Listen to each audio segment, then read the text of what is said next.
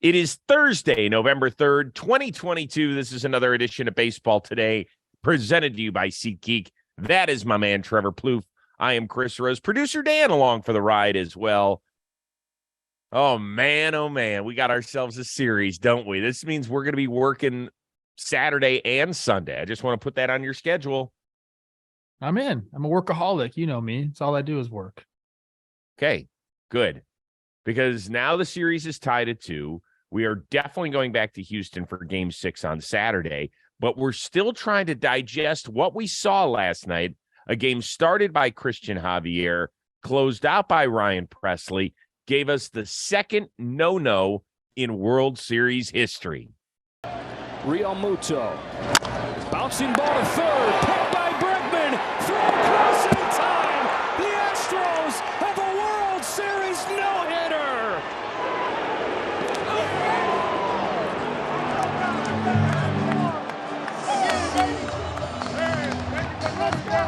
The second one in World Series history. When did you know tonight would be special?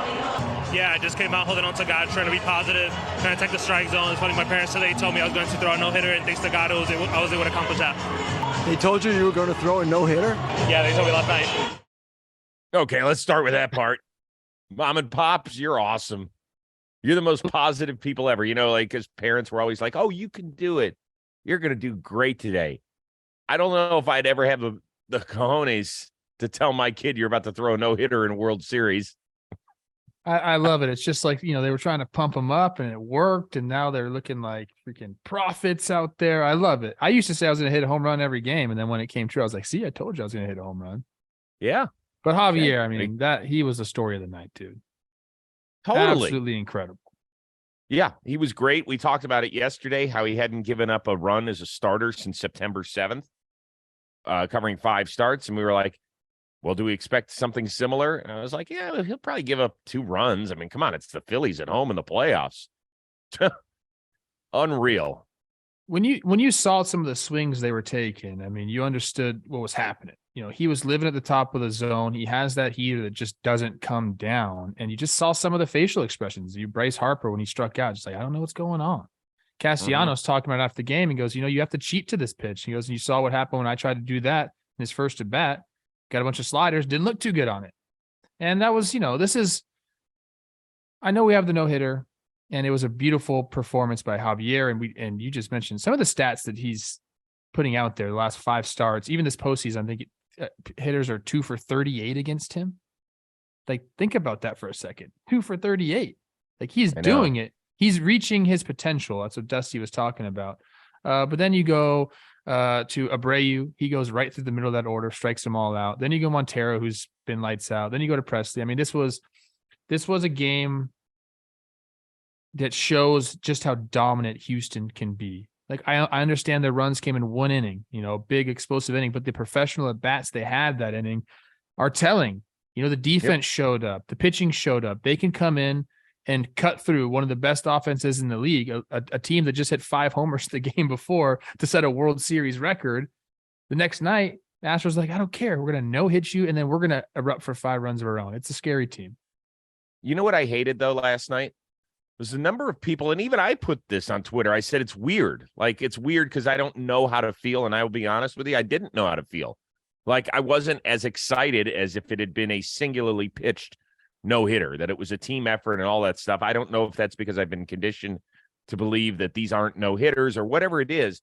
And then I took a step back after posting that tweet, and I said, why the hell are we can't we just appreciate greatness? Appreciate it for what it is. Like, okay, so maybe it's not a no. I don't care what it is. That is impressive. The Phillies had been scoring 7 runs a game at home throughout the playoffs. They didn't get any hits. 0. Not no extra base hits, 0 hits. So I don't care what you want to call it. I don't care what you want to label it. Why are we so negative in society that we have to go, oh, yeah, but it's not this. It's not this, and it's not that. You know what it is? Impressive. It's impressive, but it's not as impressive as one guy doing it for 3 more innings. It's just I get not, that. but that's fine. We can talk about it that way. I mean, it's an impressive outing by an impressive team. And what Javier's done and what he's turned into, I think we have to like applaud that. I mean, he seemingly has, what everyone likes to call the invisible. And if you're not familiar with him, if you haven't seen him, it's going to be difficult. I think that's what we're seeing with the Phillies hitters, against him, is they just don't have a lot of at bats. They haven't been able to make the adjustment. You really can't do it in a single game against a guy like that. Well, maybe they'll get a chance to see him in Game 7 out of the bullpen. Ken Rosenthal, who obviously was in the dugout for Fox, wrote a fantastic column on this.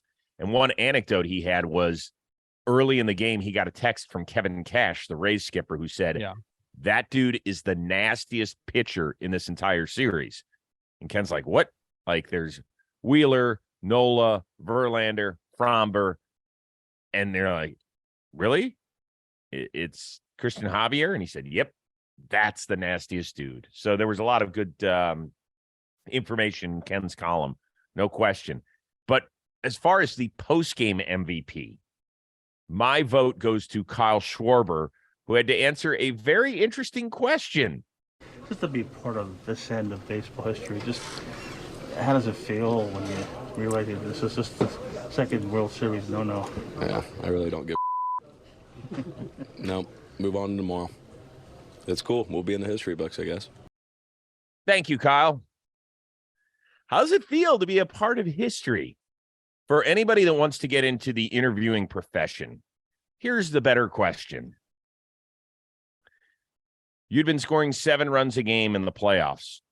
How shocked are you that he was able to do this to your lineup? I can just, every time you send me questions, I read them in that voice right there. That's exactly what you sound like in my head. I love it. I love the response by Shorbs, because that is how you feel. I've been no hit before. By Jared Weaver, my good friend. Hit us in Anaheim one time. Yeah.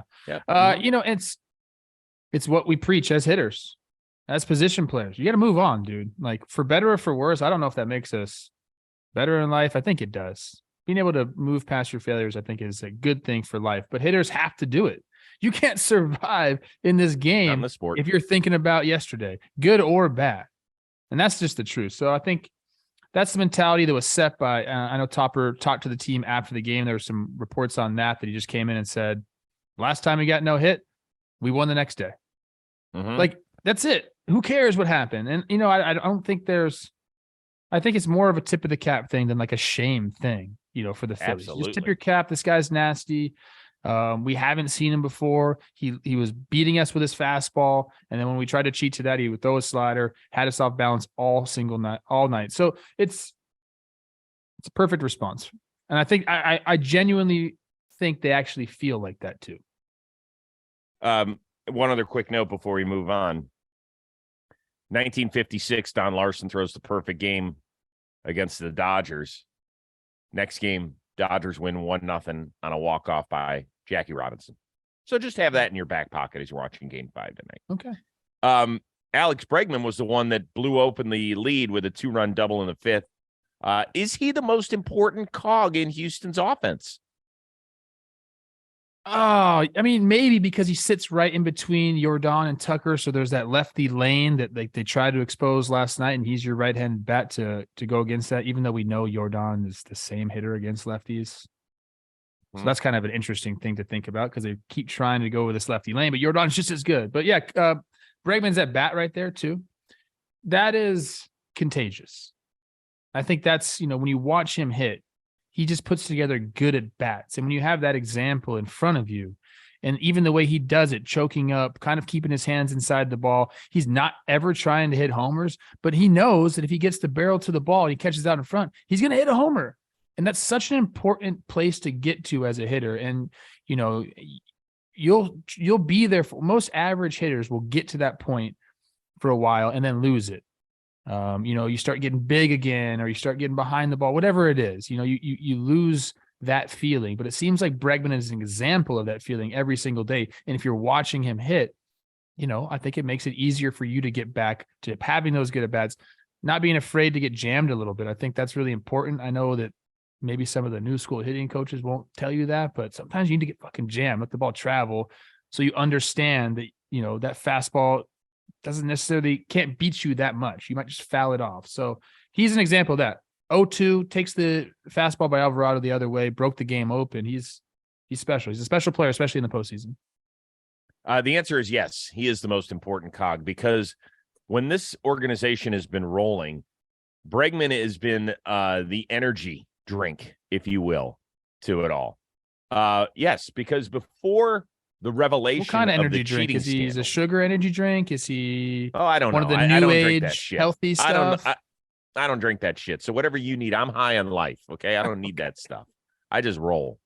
After the revelation of the cheating scandal, I think it affected him as much as anybody because I think it took a little sting out of his personality. Let's remember in 2019 in the World Series, didn't he hit the home run and like carry his bat with him to first base, do the Pedro Serrano thing? Yeah, him and Juan Soto had a bat off. Yeah. Yeah. Most of the crowd didn't love it, but I think it probably got his guys going. And that was part of his deal. And so now I think if the closer he gets back to being at that Alex Bregman, because he certainly wasn't the last few years and he wasn't healthy, then they're going to have that much of a better shot of winning the whole thing. Yeah, I totally agree with you on how it affected him. I don't know him personally. All of a sudden we started texting. So, I mean, there's that. People know that about me and Breggy's relationship. Yeah. But we're not like close friends. So I don't really know how, it affected him like on a one-on-one basis. But from an outsider's perspective looking in, just on the way he kind of carried himself on the field, I think it definitely did. I mean, he was a guy before all this stuff came out. I mean, he's never been criticized on a baseball field. I mean, stud, goes to LSU, comes and is a stud in the big leagues and, wins the World Series, I believe his first year. I think 2017 was his rookie year. Well, remember when he came up, he was like 1 for 30 something. And then after that, he took off. Yeah. I mean, look, but he's always been praised. I mean, that's just the bottom line. Yes. And, and he rightfully so feeling himself. But I think we've seen a little bit less of that the last couple of years. But I think we've talked about this before, like a championship this year really kind of washes away some of that. And I believe we'll begin to see some more of that old school Bregman kind of in the box and around the field. Well, let's be honest. You might feel that way. I don't think it'll ever wash away what transpired in not 2017. wash it completely away. Yeah. Yes, but I do think that it legitimizes their run. We've talked about this. So I don't think we need to get there. What we do need to get to is that today's episode of Baseball Today is presented to you by our friends over at SeatGeek, the best place to get your tickets, whether you want to go to the World Series, an NFL game, college football, NBA, NHL, see your favorite musician at a venue. So I would need you to go to your phone. I need you to go to the App Store. I need you to download the SeatGeek app today. If you use the code word JohnBoy Playoffs, that is all caps and all one word, you will receive 10% off of your order, whether you are a first-time user or a repeat customer. And that's great for repeat customers because usually this is only offered to SeatGeek rookies. Nah. We want you to save the dough. On top of that, if you're not familiar with the venues, SeatGeek helps you out to determine what is the best deal you're getting. They rate each ticket on a scale of 0 to 10. They color code it. Green, go for it. Red, give you a little pause. I told you I used these for my tickets for the Cavs-Clippers game in L.A. on Monday. I feel good about the money I spent, and that's the way it is. Oh, yeah, I also used the code word JohnBoy Playoffs, so I saved 10%. So now I am going to enjoy great seats as I watch the Cavs win on the road, but I also save some money. So I have a little extra money to go buy a beer with. Yeah, go have a beer because Lakers aren't doing too hot this year. And they won last night. They did. Nice sterling victory. Yeah, nice. Yeah, that was good for them. So there you go. Download the SeatGeek app today. Save money. We'll see you at the game. Speaking of Game 5, Verlander against Syndergaard. Winner takes a series lead back to Houston. Now, is Verlander, because of his poor World Series record, playing for more than just a 3-2 series lead? I don't think so. I don't think he cares about any of that. He's very happy with his career. He understands, where he is. Look, he's playing for a 3-2 series lead. That's all that's in his mind. I don't think he's thinking, oh boy, I better get out there and have a good start, because if I don't, C Rose and T Plouffe are going to be talking about me and Kershaw and how we just can't do it in the postseason. I don't think he cares about that.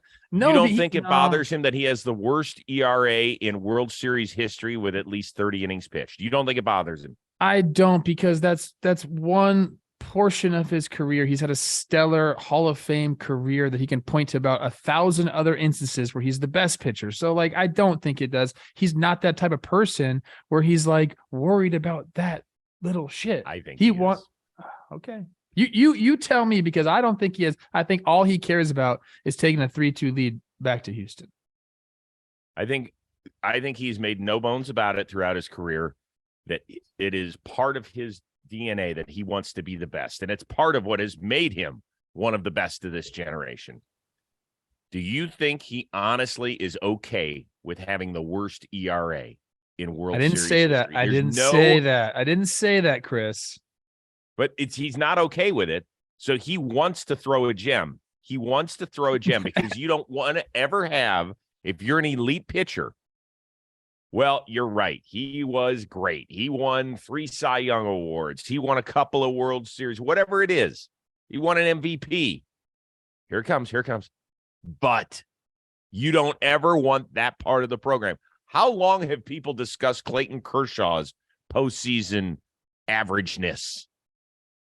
People discuss a lot of things. You can't control that, dude. The reason these guys are good is because they don't let shit like that affect them. If anything, maybe they use it as motivation, but most of the time they don't care. They don't care. They go do their business day in and day out. I would agree with you. And that's what happens. I think he cares. And I want to make this very clear. I personally don't see Justin Verlander any differently because he's got the worst ERA. Like, that doesn't bother me as much. I think you have to have that shot in 2006, 2011, 2017. He didn't pitch in 2019, and now this year. It's remarkable that he's pitched in that many World Series over that long a span. To me, that's the remarkable story. But whatever, people want to make it a narrative and say, he didn't do this. And I do think that it bothers him. I do think it bothers him. Because listen to his answers. Sometimes he's very free-flowing, but when he gets to something like this, he gets very generic. And when he gets generic, I don't think he's telling the truth. I mean, clearly he doesn't want to be known as that guy, and clearly he doesn't want to have bad World Series numbers, but he's not going into today's game saying, I hope I throw a gem because if I don't, these dudes are going to say something about me. The guy has accomplished everything that you can accomplish in this fucking game, dude. He's good. Like, he's great. Not no, good. Like I'm saying he's not good. I'm saying like he's good. Like his life, like it's good. His life's good. Yeah. Got it. Okay. Just in case you're curious, 0-6 ERA over 6 in 8 World Series starts. Give me a star of the night in Game 5. I'm going to give you a 2. This is like 2 shooting stars next to each other riding, and then all of a sudden they veer off. I think, do they explode or are they already exploded? I'm not really sure how that works. I think it's the big boys. I think it's Harper and Yordan. I think we might see traded homers like from each team. Harper having a big one, Yordan answering, or vice versa. I think both these guys are going to step up today. Good. That's fun. I'm going to go a totally different direction. Okay. Sir Anthony Dominguez. Ooh, how many outs? I asked Jake this earlier on Talking Baseball. How many outs for Sir Anthony? I think he'll have a shot to get 6. That's what I said. Jake said he might be pushing it for the 3rd inning in this type of game. Well, so it's possible. The Alvarado inning really screwed them yesterday. Not only did he give up all the runs, but the number of pitches he threw, I was kind of surprised there. I thought that Thompson might have screwed the pooch there. So have you looked at his playoff numbers, Dominguez? 9 1/3, 1 run, 18 strikeouts, and no walks. He's a guy. I mean, that is incredible. Plus, I feel like I'm talking about royalty every time I see his name. Yes. Ladies and gentlemen, please welcome to the mound, Sir Anthony Dominguez. I had no idea that was his real name. We played together, and I was like, I thought it was a joke too. I was like, oh, it's funny, like Sir Anthony. Like that's cool. Like he's that's awesome. Like what a cool nickname that is. But no, it's that's his name.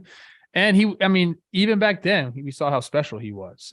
I'm happy to see him kind of like shining on the biggest stage. I agree. I think he's going to be a massive part of this. I think Alvarado is back out there, and he's going to have to go through those same 3 hitters again in a high leverage situation. So, yeah, he has to bounce back, and he did. These numbers support that. First game of the postseason against the Cardinals, gives up a few runs, came back after that, was really solid until last night. Well, to me, so what do you think? How many outs does Syndergaard get tonight? I'm going to set the hold on. I'm going to set the over under at 8.5.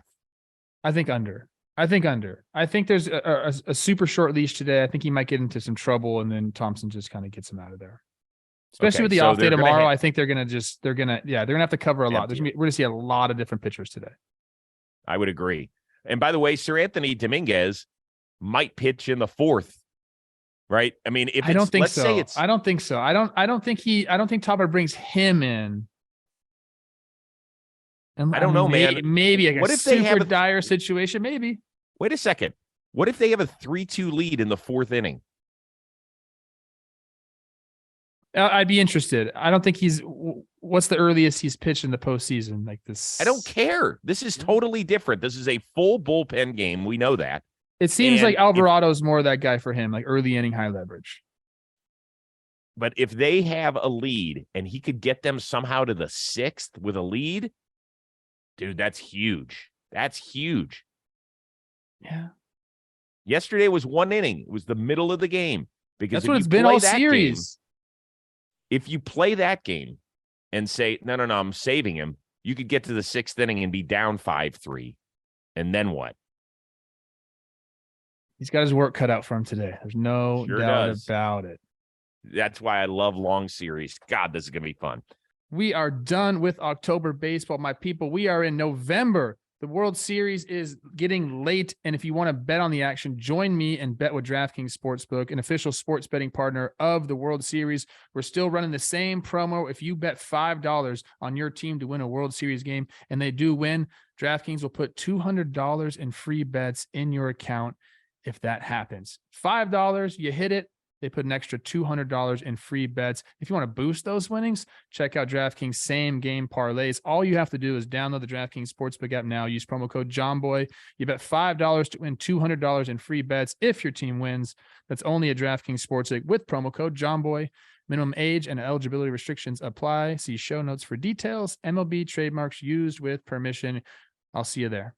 Last thing. The Phillies put baseball cards of the Astros in the bathroom urinals. Thumbs up or thumbs down? I don't think that was like the Phillies organization. I'm going to go out on a limb and say that. It was probably a random fan chucking some cards in there. Fair enough. Phillies organization, thumbs down. Random fan doing it, thumbs up. Like, this is what fandom's all about, dude. Like, think about where we've come as a society, dude. Like, we're kind of like shunning away at this. Do you remember the stickers that people used to put on their cars with like the little Calvin guy like peeing on the other sports team? Like, that was like everybody had that back in the day. Why did we let that happen? That's so weird. But yeah, I'm okay with this. That would be a no dog for me. Thumbs down, because now I have to get very specific with my aim. Would you try if you went in there? Are you trying to do that? Or are you not? You're just not worried about it? I'm dodging the card because it's flat. So you're talking about getting the ricochet, and I don't want the ricochet. I want to pee on the urinal cake because it's there to absorb, so we don't get Splattersville. The urinal cake. The whole point of the urinal cake, isn't it? No. Yes. Absorb, so that it doesn't splatter. Because if not, if you just piss in a urinal with no cake there, depending on the angle, I mean, it could just go back and shoot right toward your face. I think the urinal cake is there for just some like hygiene and scent. Yeah, I don't know what you're talking about, bro. You don't think it's there to also absorb and there's lower a drain in that, bro. No. I think you got some. You don't think at all? I'm always amazed by the urinal cake, because if you'd come up with the urinal cake idea, You could be on any private jet you want. I think Dan Rourke wants to hop in on the urinal cake fiasco. What do you got, Dan? I can't hear him. What are you hopping in for, Dan? I don't know. Dan, why don't you look that up, and by the end of the show, have an answer for us. Yeah, because we're almost there. Try and find out if there's a guy who could get to the bottom of the piss caper 2022, it's Dan Rourke. So we are going to go now Friday, Saturday, Sunday with baseball today at 11:30 a.m. Eastern. You good with that? Can I ask you one more question about the urinals? I'm Yes. sorry, I just have to. You ever been to a place that has ice in the bottom of the urinal? Yes. Do you like that? Because I do. It's interesting. You probably aren't old enough to remember troughs. I know what a Trough trough is. Of course, I know what that is. Okay, because in old Cleveland Stadium, we had troughs all over the place. Yeah. Which, by the way, is very difficult because there's no divider. So you're sitting there and you are there for the world to hanging see. out. When you're a little kid, when you're 8 years old and you got nothing going, you know. Now, the fun part about the troughs was you'd go at the far ends and try and see how far you could make it to the other end when nobody's there. You have a special relationship with urinals. I think we need to address this maybe in the off season. You know what? I'm thinking about putting one in my home right now. I'm so excited about it. Okay. Dan has an answer. Dan, what do you have?